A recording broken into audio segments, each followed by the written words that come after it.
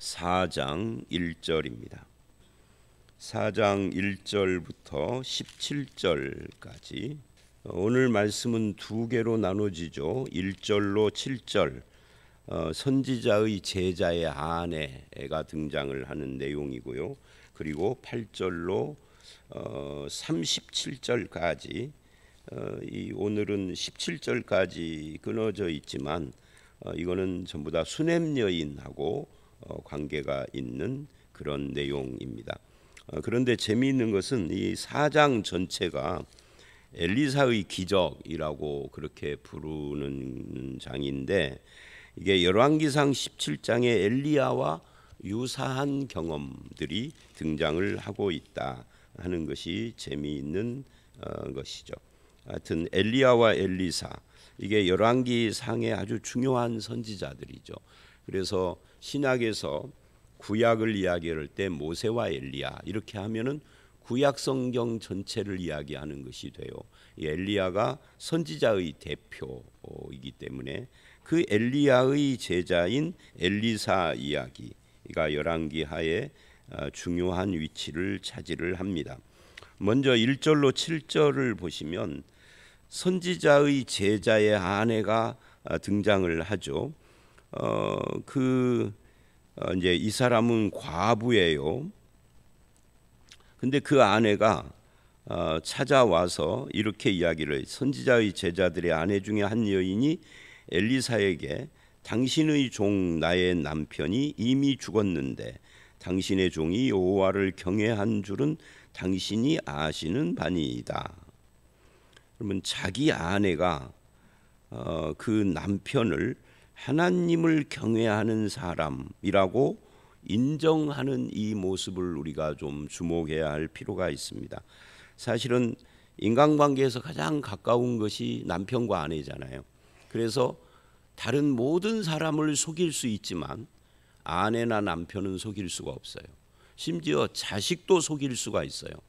자식이 어렸을 때는 한 집이 살아도 이제 성장하면은 각자 분가해서 사니까 자식도 모르는 것이 많죠. 그런데 부부간에는 그걸 속일 수가 없어요. 그런데 그 아내가 죽은 자기 남편을 하나님을 경외하는 사람이라고 그렇게 인정을 한다는 것은 이 사람이 정말 진실한 하나님의 사람이었다라고 하는 그런 의미인 거죠. 자기 가족에게 인정받는 사람, 신앙에 있어서 그 사람은 진짜 신앙인인 거죠. 뭐 자녀들이 그러잖아요. 우리 아버지 뭐 강대상에서 설교할 때만 목사야 그러잖아요. 부인들도 그렇고요. 내 남편 강대상에서 안 내려오고 그 모습 그대로 집에서 했으면 좋겠다라고. 그러니까 사람들에게 보여지는 모습과 집에서의 모습이 다르다 그런 이야기잖아요. 근데 여기는 지금 아내가 인정을 해요. 하나님의 사람이라고. 그런데 놀랍게도 이 놀랍다라는 것은 성경적으로 놀라운 것이 아니라 우리 한국 기독교인들의 시각과 관점에서 놀라운 거예요. 근데 우리가 이 놀라는 것은 잘못된 거죠. 그 놀라운 것이 뭐냐면 자기 아내에게까지 이 사람은 하나님의 사람이라고 인정받는 그 사람이 일찍 죽었다는 거예요. 아니 하나님의 사람으로 인정받는 그것도 가짜가 아닌 것이 분명해요. 그럼 오래 살아야 할 거 아니에요. 오래 살고 부자여야 하잖아요. 우리는 이미 죽은 그 조용기 목사의 영향을 한국 교회가 엄청 받아가지고 삼박자 구원 영원히 잘 때면은 다 부자가 되고 건강하고 오래 살고 축복받아야 된다는 이 논리에 한국 교회가 빠져 있는데 그걸 뭐라고 부르느냐면 기복신앙이라고 하는 거예요. 기복신앙이 의외에 우리 삶의 곳곳에 스며들어 있어요. 제가 늘 율법주의, 기복신앙, 신비주의, 무슨 권위주의, 또 현실 도피주의 이런 것들에 대해서 비판을 하지 않습니까? 또 성전주의 같은 거. 그죠? 그러니까 우리들의 시각으로 보면은 아니 이렇게 신실한 하나님의 사람이 왜 일찍 죽었으며 그 아내는 과부가 됐을 뿐만 아니라 자식들은 빚쟁이에게 종으로 팔려갈 처지에 몰렸다는 것은 가난한데, 아니 일찍 죽은 건 그렇다 쳐도 아니 진실한 하나님의 종이면은 부유하게 살아야지. 죽었고 가난하고, 이게 우리의 생각하고 안 맞는 거예요. 이걸 이제 기복신앙이 조금 뭐라 그럴까요? 조금 이렇게 아이고 여러분 이해하시죠? 표현이 갑자기 생각이 안 나는 거. 기복신앙이 조금 변형되어 있는, 제가 원래 말하려고 하는 것은 이 변형이 아니에요. 조금 고급스럽게 변형된 그 형태가, 그걸 번영신학이라고 합니다. 번영신학의 관점으로 보면은 있을 수 없는 일들이 지금 일어난 거예요. 그렇다면 우리가 맞을까요? 성경이 맞을까요? 당연한 질문이죠. 우리가 틀리고 성경이 맞은 거죠. 우리는 우리의 신앙관이 잘못되어 있는 것을 인정을 해야 합니다. 이 사람은 하나님께 헌신된 사람인데 그 헌신이 아무 의미가 없다, 이런 걸 보면, 그래서 실제로는 이런 상황이 우리들 가운데 지금도 현재 ing 일어나고 있어요. 어떤 사람이 갑자기 교회를 잘 안 나와. 왜 교회를 안 나오는가? 예수 믿어도 소용없어. 이런 거거든요, 대답이. 근데 그 소용없다 할 때 소용이 뭐냐면, 예수 믿고 신앙생활을 잘하면 인생에 아무 문제도 없고 부유하게 살고 내 소원이 이루어지고 뭔가가 잘 될 줄 알았는데 안 되는 거예요. 제가 어제 그 새벽에 그 이야기를 했었잖아요. 그 목요일 날 어느 분이 만나자고 그래서 갔더니 건천을 보여주었다고. 건천, 뭐 그거 하나를 보기 위하여서 나를 오라고 한 건 아니에요. 이제 대화를 하려고 오라고 했는데 이제 건천 앞을 거닐게 된 거예요. 그런데 그분이 이제 목회자인데, 그분의 교회 성도, 남자 성도 셋이 함께 아주 잘 어울리는 분인데 교회를 안 나오는데, 왜 안 나오느냐? 하나님을 믿었는데, 오랫동안 믿었는데 하는 일이 잘 안 된다 이거예요. 똑같은 이야기예요. 지금 이런 일들이 우리 주변에 흔해요. 너무너무 흔해요. 우리 서부중앙교회, 어떤 분은 그런, 서부중앙교회는 참 좋은 교회인 줄 알았는데, 이런 표현을 쓸 때가 있어요. 알았는데, 그 뒤가 알았는데 근데 실망이다, 이런 거잖아요. 우리 교회는 이런 일이 없을까요? 천만의 말씀이요. 이런 일들이 없는 데가 없고요. 그래서 우리가 신앙관을 자기도 모르게 그 번영신학, 기복신앙에 물들어 있는 이것을, 그걸 빼야 합니다. 그래야 바르게 믿는 거예요. 성경 어디를 봐도 믿는 사람에게 고난이 없다는 말 절대 하지 않습니다. 고난 중에 어떤 태도를 갖느냐가 신앙인 것이죠. 자, 어쨌든 그렇습니다.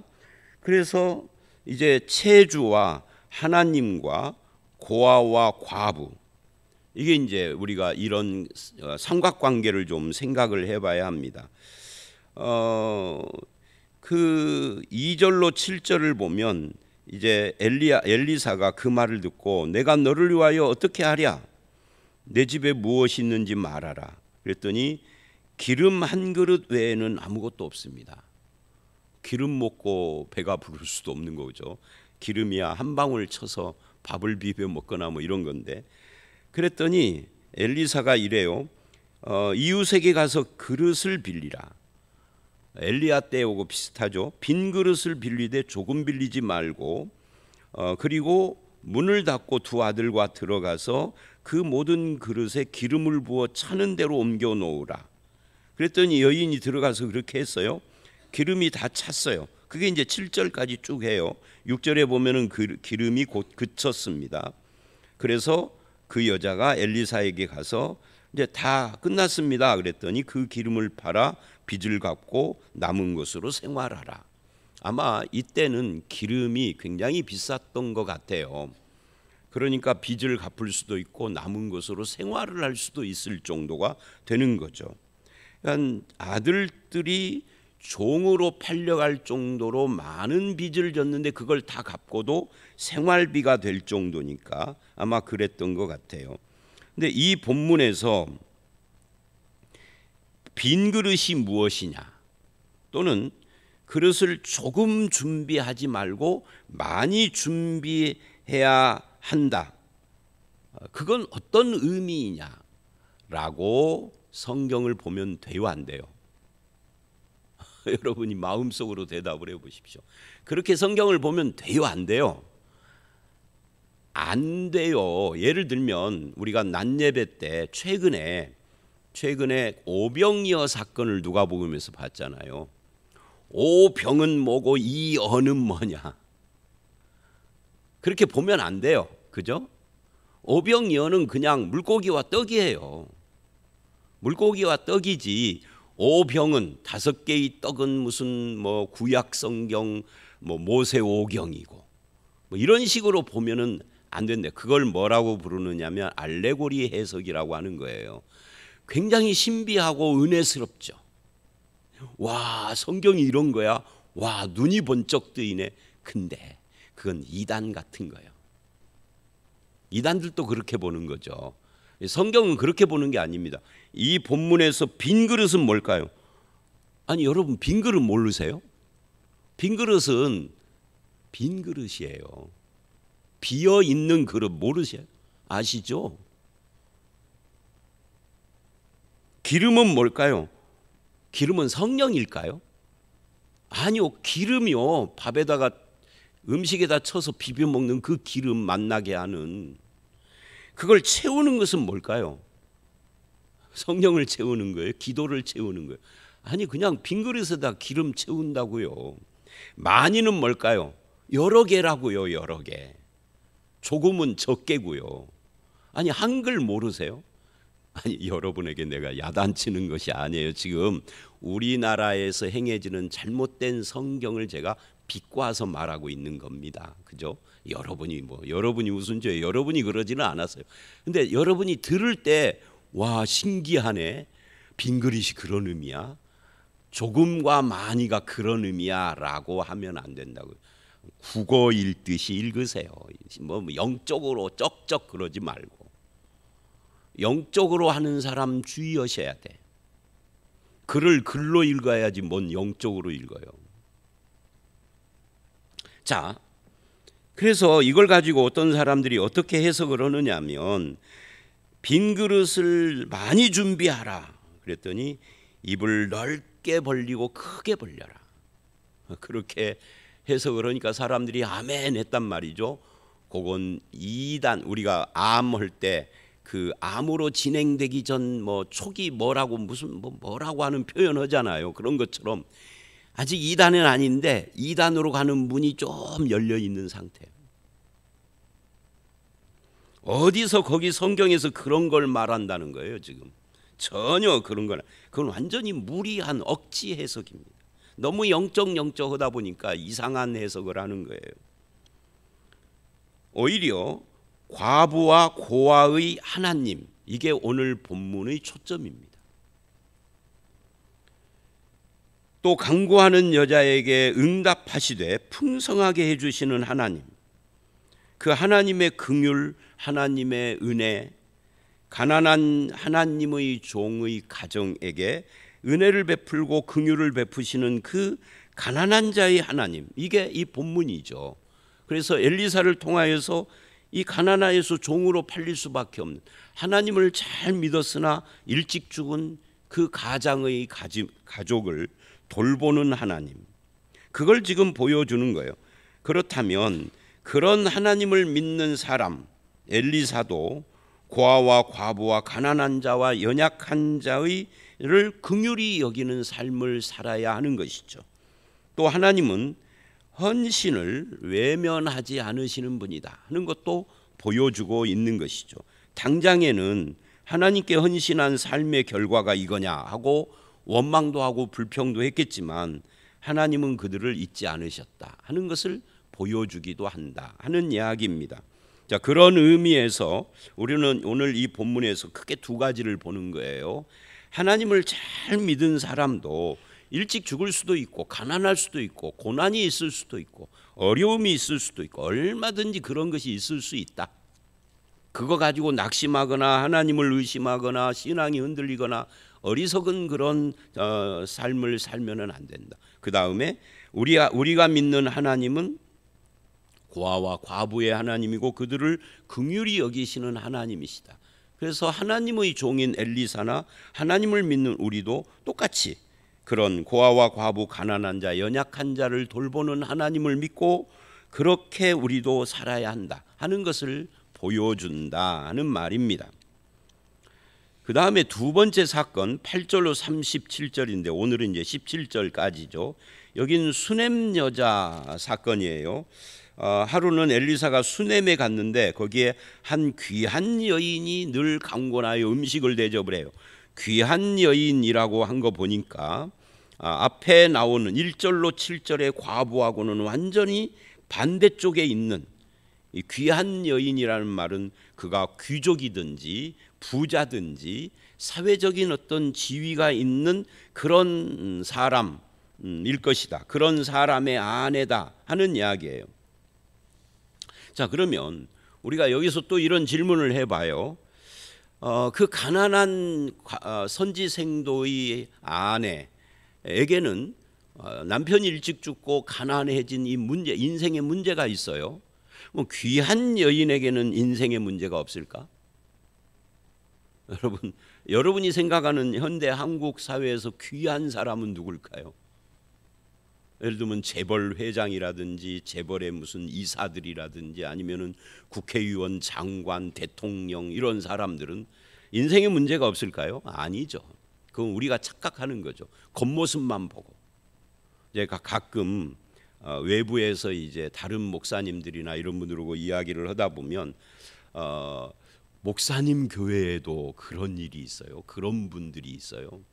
그럼 당연히 사람 있는 곳에 다 있죠. 문제 없는 교회는 없고 문제 없는 인생은 없다. 예를 들면 우리 교회 교인 중에는 저분은 진짜 인생에 아무 문제도 없이 편안하게 정말 복받은 삶을 살 거야. 그런데 그 속을 들여다보면 문제 없는 사람은 없어요. 목회자의 눈으로 볼 때 문제 없는 사람은 단 한 명도 없다. 이렇게 생각하시면 돼요.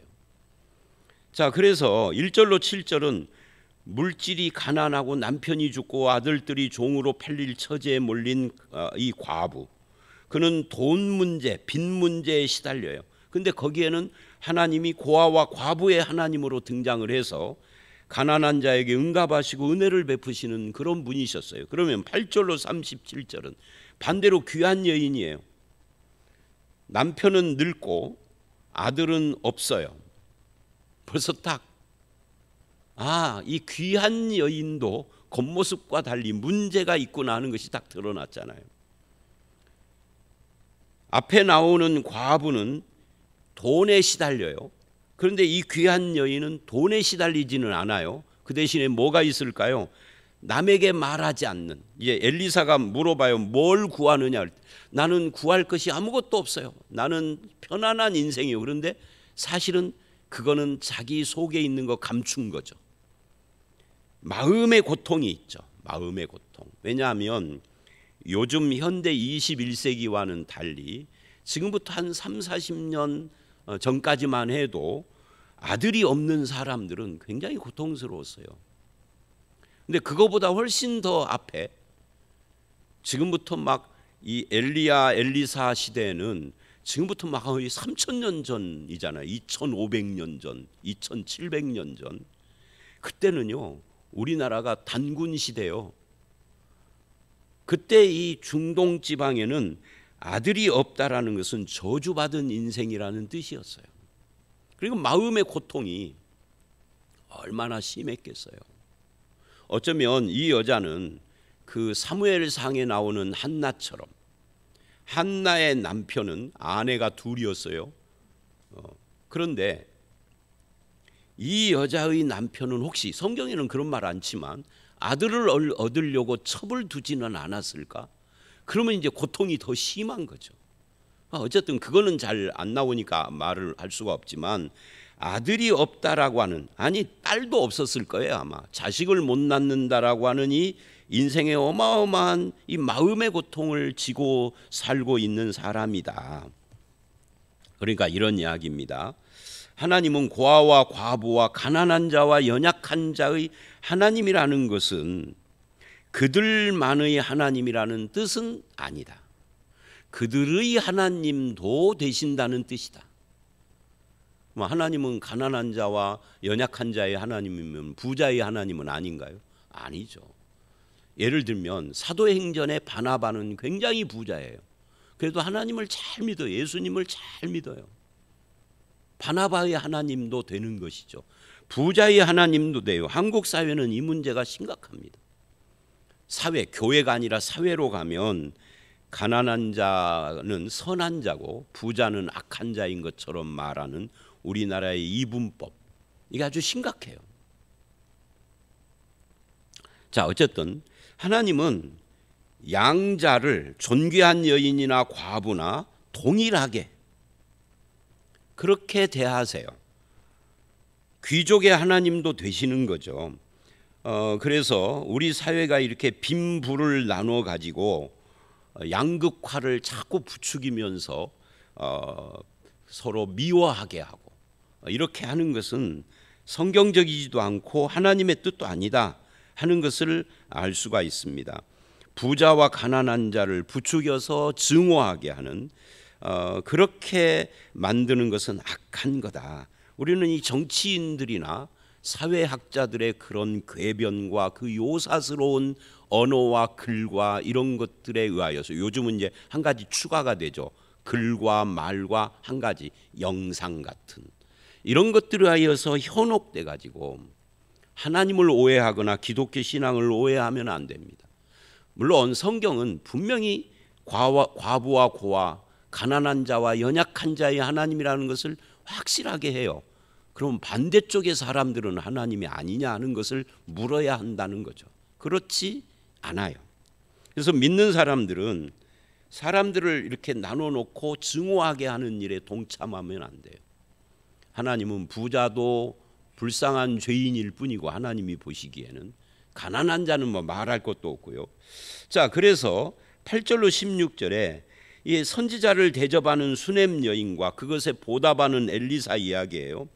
엘리사가 지나갈 때마다 음식을 대접을 하니까, 그러다가 8절 하반절에 엘리사가 또 그리로 들어갔는데 9절서부터 10절을 보면 이 여자가 남편을 설득을 해서 엘리사를 위하여 방을 만들어 주어요. 그리고 11절로 13절을 보면 여자가 아주 세심한 대접을 한 것에 대해서 엘리사가 감사를 해요. 그러면서 이렇게 묻죠. 무엇을 원하느냐? 내가 너를 위하여 무엇을 하랴? 나에게 구할 것이 있느냐? 그 구할 것이 있으면 내가 해주겠다라고 질문을 해요. 보답을 하는 거죠. 그랬더니 여자가 대답을 해요. 13절 하반절에 좀 이 대답이 아리송한 대답입니다. 나는 내 백성 중에 거주하나이다. 이게 도대체 무슨 말일까요? 여러분 이해가 되세요? 그런데 이 여자의 상황을 알면은 조금은 이해가 될 수 있어요. 이런 이야기죠.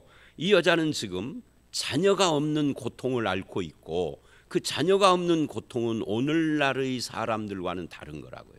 오늘날의 사람들은 결혼을 해도 자녀 안 갖기로 둘이 약속하고 둘만 사는 사람들도 꽤 되더라고요.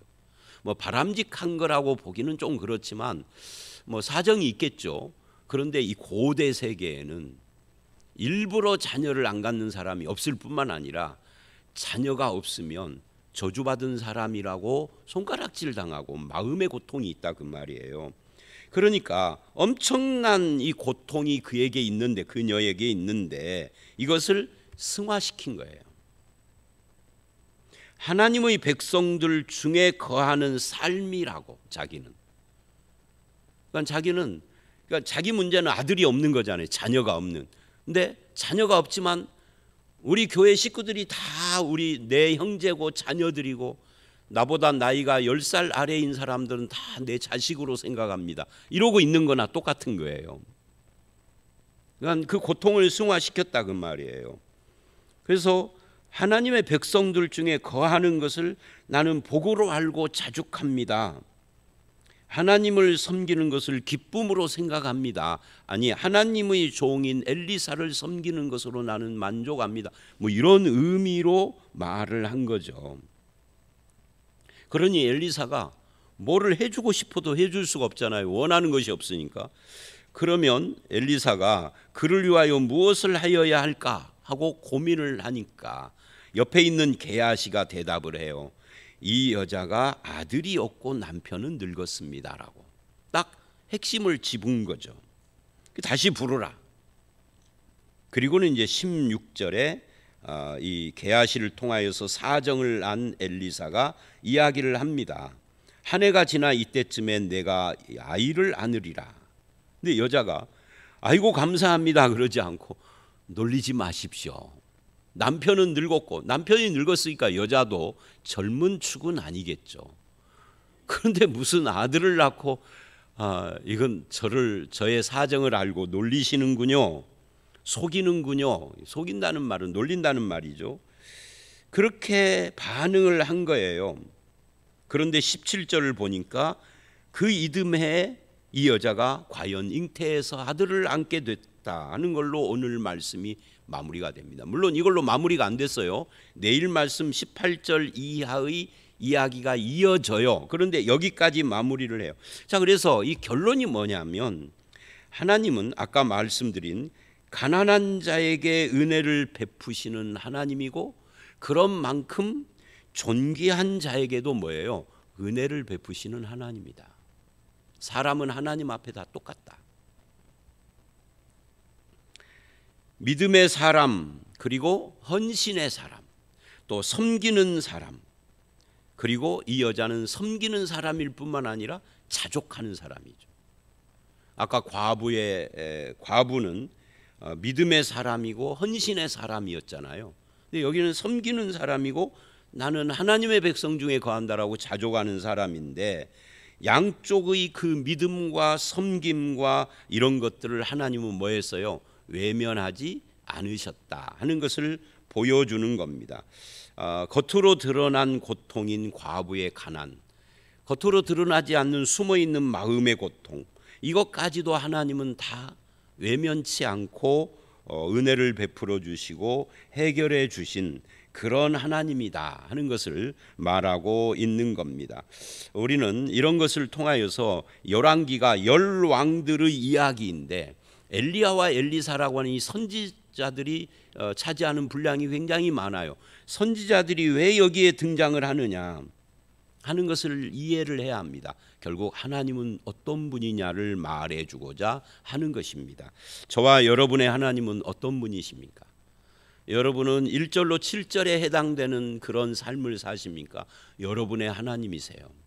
8절로 37절에 나오는 17절에 나오는 이런 삶을 사는 존귀한 또는 뭐 존귀까지는 아니어도 아무 문제 없이 사는 삶, 여러분의 하나님이세요.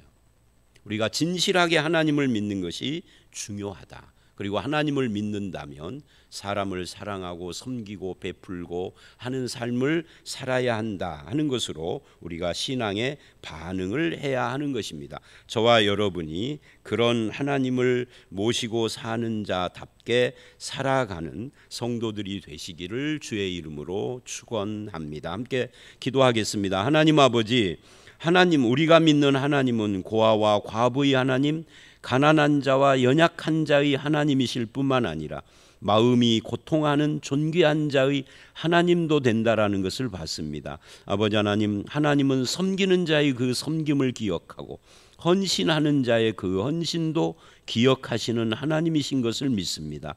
우리의 삶이 그 하나님 앞에서 사람을 차별하지 않게 하시고 그 하나님을 닮는 삶을 살아가게 하여 주시옵소서. 하나님은 우리 모두가 죄인일 뿐만 아니라 그 죄 사함을 얻고 하나님의 백성이 되어서 살아갈 때 우리의 신앙을 보시고 우리의 마음을 보시고 우리의 삶의 열매를 원하신다라는 것을 알았습니다. 그렇게 반응하고 살아가는 우리 모두로 세워주실 줄 믿사옵고 예수님 이름으로 기도드렸사옵나이다. 아멘.